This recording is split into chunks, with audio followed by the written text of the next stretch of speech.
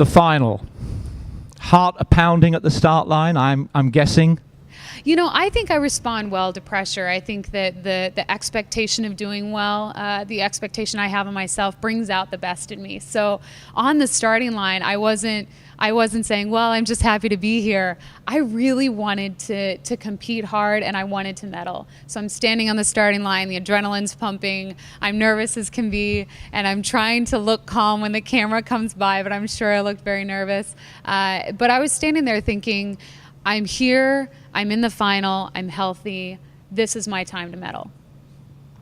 And as the race unfolded, the opening laps? Yeah, we start out in the opening laps, and it was a good pace. It wasn't out of my reach, but it was a good pace early on. But all the women in the final are so good, and so we stuck really close together. And of course, I mean, going into the last 400 meters, we passed the bell lap, and I'm in 7th. And so I think it would be hard for someone to look at that and say, oh, this woman's definitely going to medal, you know. But I felt like I was going to. I felt very confident about where I was. I was within striking distance of the leaders, and I just felt like I had so much left in me for that last 400. And that last 100 meters, Jen, what is going through your mind? Suddenly you're overtaking those ahead of you, and the line is beckoning. What goes through your mind at that moment? I remember with about 120 meters to go or 150 meters to go, we're rounding around the bend. And I remember starting to kind of count the women in front of me, thinking like, I can medal, I can do this. And I stopped myself and just thought, no, just race, just run hard.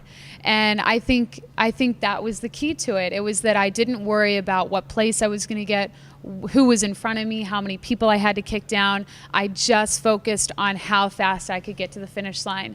And as I saw those people fade into my peripheral vision, I thought, is this really happening? Is it really, does it really happen like this? And of course, you know, that moment of shock on my face, I'll never live it down. I remember it well, looking at the screen.